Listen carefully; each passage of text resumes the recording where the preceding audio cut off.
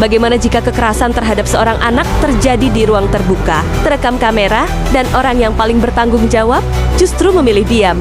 Sebuah video CCTV dari Denpasar kini bukan hanya viral. Ia mengguncang batas antara nurani, tanggung jawab, dan rasa takut yang tak terucap. Video itu berdurasi singkat, namun setiap detiknya terasa berat. Rekaman CCTV yang merekam dugaan penganiayaan terhadap seorang anak perempuan di kawasan Jalan Dam Tukat Badung, Pemecutan Kelot, Denpasar Barat, menyebar cepat di media sosial dan langsung memantik kemarahan publik. Bukan semata karena adanya dugaan kekerasan fisik, tetapi karena satu detail yang tak bisa diabaikan. Kejadian itu berlangsung di depan ayah kandung korban. Dalam rekaman tersebut, seorang perempuan dewasa berinisial NKI tampak mendekati korban di depan sebuah toko. Awalnya terlihat seperti percakapan biasa, tanpa teriakan, tanpa ancaman yang kentara. Namun ketegangan terasa sejak detik pertama. Kamera diam, jalanan biasa, dan seorang anak yang tak tahu bahwa hidupnya akan berubah dalam hitungan detik. Berdasarkan laporan polisi, peristiwa bermula sekitar jam 8:30 WITA saat korban diantar ayahnya untuk berlatih silat. Rutinitas pagi yang seharusnya aman. Di tengah perjalanan, ayah korban menerima sebuah panggilan telepon. Di ujung sambungan itu adalah NKI, yang diduga merupakan teman dekatnya. Pertemuan pun terjadi di lokasi yang kini menjadi sorotan nasional. Di sanalah teguran dilontarkan. Teguran yang menurut laporan berkaitan dengan komentar korban dalam sebuah live TikTok milik NKI. Komentar yang berisi kata pelakor dan frasa amah tabiana. Kata-kata yang mungkin dianggap sepele di dunia maya, tetapi berubah menjadi pemicu nyata di dunia nyata. Teguran itu tidak berhenti pada nasihat. Emosi meningkat, jarak menyempit. Dan kemudian dugaan kekerasan itu terjadi. Rambut korban dijambak, pipi kiri dicakar, mulut diremas. Tangisan histeris pecah. Tangisan anak kecil yang terekam jelas oleh kamera. Namun seolah tak terdengar oleh satu orang yang berdiri paling dekat dengannya, ayah kandungnya sendiri. Dalam rekaman, ayah korban terlihat berada di lokasi, namun tidak melakukan upaya pencegahan atau pembelaan. Tidak ada gerakan untuk melerai.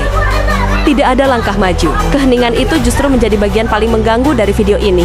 Publik tidak hanya menyaksikan dugaan kekerasan, tetapi juga menyaksikan sebuah kegagalan yang sunyi, kegagalan untuk bertindak. Rekaman itu semakin kompleks ketika terlihat dua anak perempuan lain yang dibonceng oleh terlapor mengeluarkan ponsel dan merekam kejadian. Anak-anak merekam, orang dewasa diam. Kontras ini membuat publik bertanya-tanya, apa yang sebenarnya terjadi dalam benak para saksi di lokasi. Ketika kejadian itu berakhir, yang tertinggal bukan hanya tangisan korban, tetapi juga luka fisik yang nyata. Berdasarkan laporan, korban mengalami luka gores di dahi dan luka cakar di pipi kiri. Luka yang bisa dilihat, luka yang bisa difoto. Namun, ada luka lain yang tak tertangkap kamera, rasa takut, rasa dikhianati, dan kebingungan seorang anak yang seharusnya merasa aman di sisi ayahnya. Video itu lalu menyebar.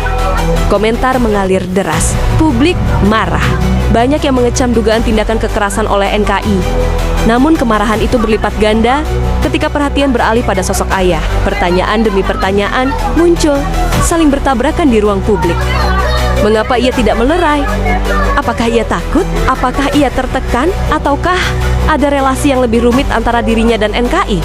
Tidak ada jawaban di video itu. Yang ada hanyalah jeda-jeda yang kini ditafsirkan dengan berbagai asumsi. Keesokan harinya, cerita ini mengambil arah yang berbeda. Bukan sang ayah yang melapor ke polisi, melainkan ibu kandung korban.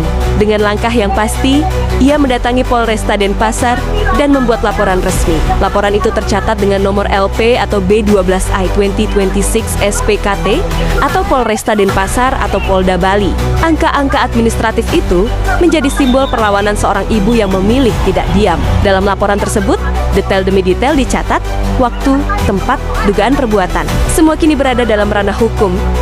Polisi bergerak, kasus ini tidak lagi hanya milik media sosial.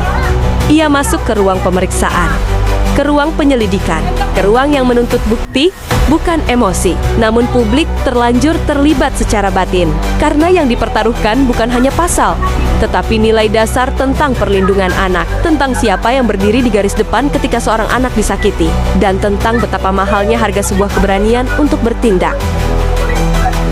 Konfirmasi datang dari Kasih Humas Polresta Denpasar, Ibtu 1 Gede Adi Saputrajaya. Ia membenarkan adanya laporan dugaan penganiayaan terhadap anak di bawah umur. Ia menyampaikan bahwa unit PPA Polresta Denpasar tengah melakukan pemeriksaan terhadap korban dan ayah korban. Pernyataannya singkat, formal, dan terukur. Jika ada perkembangan, akan kami sampaikan, ujarnya. Namun justru di balik kalimat singkat itulah muncul lapisan cerita yang lebih dalam. Karena untuk pertama kalinya, ayah korban tidak hanya dilihat sebagai saksi, tetapi juga sebagai bagian dari pemeriksaan. Sebuah posisi yang secara psikologis berat dan secara moral mengguncang. Di titik inilah arah cerita berubah. Fokus publik perlahan bergeser dari dugaan pelaku kekerasan menuju pertanyaan yang lebih sunyi namun tajam. Apakah diam bisa menjadi bentuk kekerasan lain? Video itu kini dibaca ulang, detik demi detik ditelaah.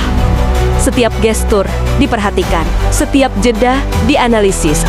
Banyak yang menyadari bahwa kekerasan dalam kasus ini tidak berdiri sendiri. Ia berdampingan dengan relasi kuasa, dengan ketakutan, dengan konflik orang dewasa yang menyeret seorang anak ke dalam pusarannya.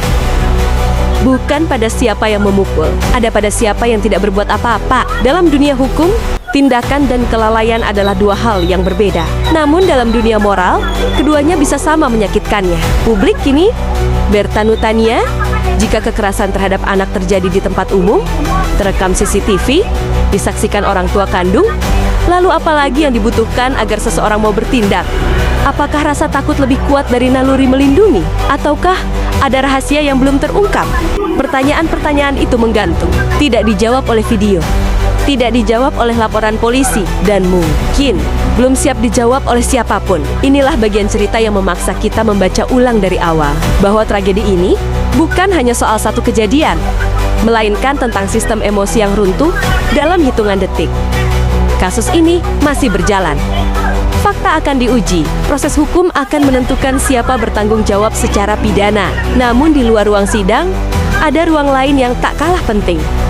Ruang nurani publik. Video ini telah membuka diskusi yang lebih luas tentang perlindungan anak, tentang keberanian orang dewasa, dan tentang betapa seringnya anak-anak menjadi korban dari konflik yang tidak mereka pahami.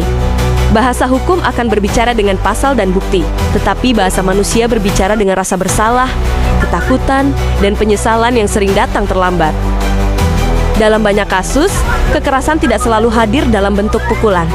Kadang ia hadir sebagai keheningan, sebagai langkah yang tidak diambil, sebagai tangan yang tidak ditarik. Dan dalam rekaman CCTV di Denpasar ini, publik melihat keduanya berdampingan, tindakan yang diduga melukai, dan keheningan yang membiarkannya terjadi. Itulah sebabnya video ini begitu sulit ditonton, bukan karena adegannya semata, tetapi karena ia memaksa kita bercermin. Nama NKI, nama Ibtu I Gede Adi Saputrajaya, nomor laporan polisi, semua itu akan tercatat dalam arsip. Namun wajah seorang anak yang menangis histeris di depan kamera akan tinggal lebih lama di ingatan publik. Dan mungkin itulah pesan paling keras dari kasus ini, bahwa perlindungan anak tidak boleh bergantung pada keberanian sesaat, tetapi harus menjadi refleks yang tak perlu dipikirkan dua kali.